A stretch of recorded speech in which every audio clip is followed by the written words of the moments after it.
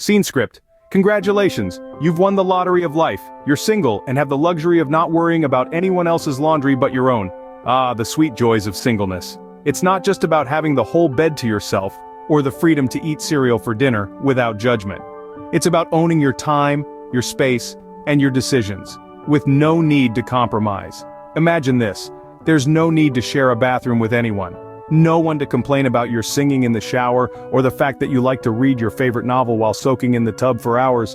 The bathroom, like the rest of your home, is your kingdom, your sanctuary. But it's not all about the physical space, it's about the mental space too. As a single person, you have the freedom to focus on personal growth. Want to learn a new language? Go for it. Want to binge watch that new series everyone's talking about?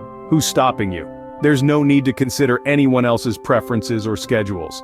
You have the reins of your life firmly in your hands. And let's not forget the environmental benefits of being single. By choosing not to add to the population, you're making a small but significant contribution to the planet. It might not be as glamorous as installing solar panels or driving an electric car, but every little bit helps, right? Being single isn't a status, it's a lifestyle. It's about embracing independence and enjoying the freedom that comes with it.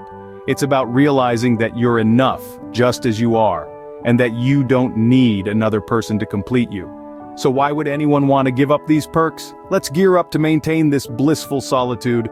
Step 1 in our foolproof guide to staying single is to be unintentionally unattractive. Now let's delve into what that means. It's not about physical looks, oh no, we're talking about personality traits and habits that can make you less appealing to potential partners. First off, let's discuss self-absorption. This is a surefire way to make yourself unattractive. Being overly focused on your own needs, wants, and desires can be off-putting to potential partners. People are naturally drawn to those who show interest in them, who listen and empathize. If you're too wrapped up in your own world, you're likely to come off as unapproachable and uninterested. Remember, it's not about not caring about yourself, but about having a balance. Next on the list is poor hygiene. This one's a no-brainer. Smelling like a gym locker or having food stuck in your teeth isn't going to win you any points in the dating game. But let's not stop at the physical. Poor emotional hygiene, like constantly whining or complaining, can be just as off-putting. A constant cloud of negativity can dampen anyone's spirits. Speaking of negativity, being overly negative is our next point. Life isn't always rainbows and unicorns, we get it. But constantly focusing on the negatives can make you seem like a Debbie Downer. It's like carrying around a personal rain cloud. Who would want to join you under that downpour? Now these aren't things we're suggesting you do on purpose. But if you find yourself nodding along to these points, it might be worth reconsidering your approach if you ever decide to dip your toes into the dating pool. And there you have it, the art of being unintentionally unattractive. It's not about changing who you are, but about understanding how certain traits can push people away. Remember, it's all about keeping the charm at bay. Moving on to step 2, it's time to cultivate habits that will keep potential suitors at arm's length. Now this isn't about becoming a social pariah or a hermit, but about embracing lifestyle choices that are, let's say, not conventionally attractive. Let's start with the classic, being overly obsessed with work. You know the type, always at the office, always on the phone, always thinking about that next big project. To the outside world it might seem like you're chasing success, but we know the truth. You're creating a fortress of solitude, one spreadsheet at a time. Next up, we've got the opposite end of the spectrum, having no hobbies. Who needs the excitement of discovering a new passion, the joy of mastering a skill, or the camaraderie of shared interests? Not you, that's for sure. The less you do, the less you have to talk about, and the less chance there is of connecting with someone on a deeper level. Genius, right? Now let's talk about being overly critical. Nothing says stay away quite like a constant stream of negativity. Whether it's the weather, the food, the movie that everyone else loved, find something to complain about. Remember, if you're not part of the solution, there's good money to be made in prolonging the problem. And lastly, let's not forget about personal hygiene. We're not suggesting you stop showering altogether, that's a bridge too far even for us. But maybe you forget to wear deodorant every now and then, or accidentally wear the same outfit 2 days in a row. It's a subtle art, but one that can yield impressive results. Of course, these habits should be used sparingly and with caution. After all, we're aiming for permanent singlehood, not complete isolation. But if applied correctly, these habits won't just keep you single, they'll make you the talk of the town.